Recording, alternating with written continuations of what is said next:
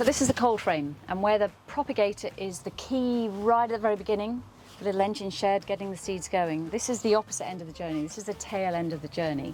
This is where we're just kind of toughening things up before sending them off into the big wide world. So you take your tender plants, put them on in the greenhouse, nurture them throughout the winter and the spring. And then when they're ready, and the temperatures have just started to even out, you want to pop them into the cold frame before heading out, really to protect from frosts and to make sure you're getting them as robust as possible so they're not going to flop or fall or be really prone to frost damage. There are lots of details about this which are really nice. When they first come into the cold frame, at the back we have a sliding vent. So you can allow air from the greenhouse. If you're looking at the beginning of the journey when you still want to kind of look after them a little bit, protect them a little bit, you'll keep your cold frames shut, keep your vent open, and you're going to be borrowing a bit of warm air from inside the greenhouse. Gradually, as you want to get a bit tougher and a bit meaner, think about sending your kids off to school, you're going to shut this off and eventually shut it entirely so there's no warmth or anything coming through.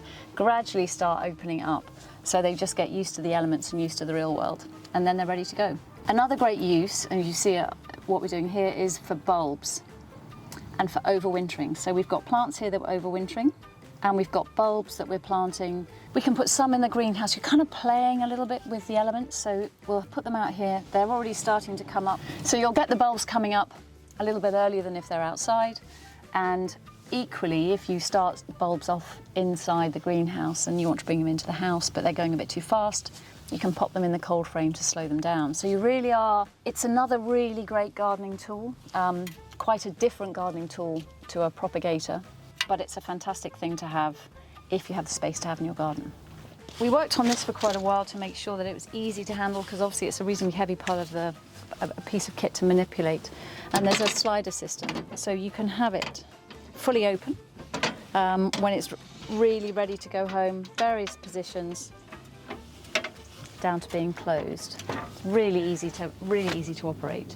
They fit really snugly and beautifully on either side of a lobby in a greenhouse that has a lobby, or on a gable end, or running along a side of a lean-to greenhouse that doesn't have a lobby. They look stunning in a real working greenhouse.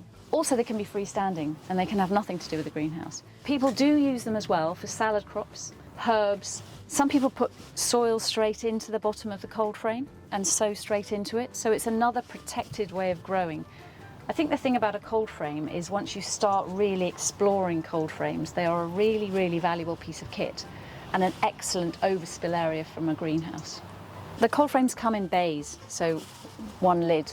You can have really as many or as few on the front or the side of your greenhouse as suits you. This fits really nicely, fills the space between the gable end of the greenhouse and the front of the lobby.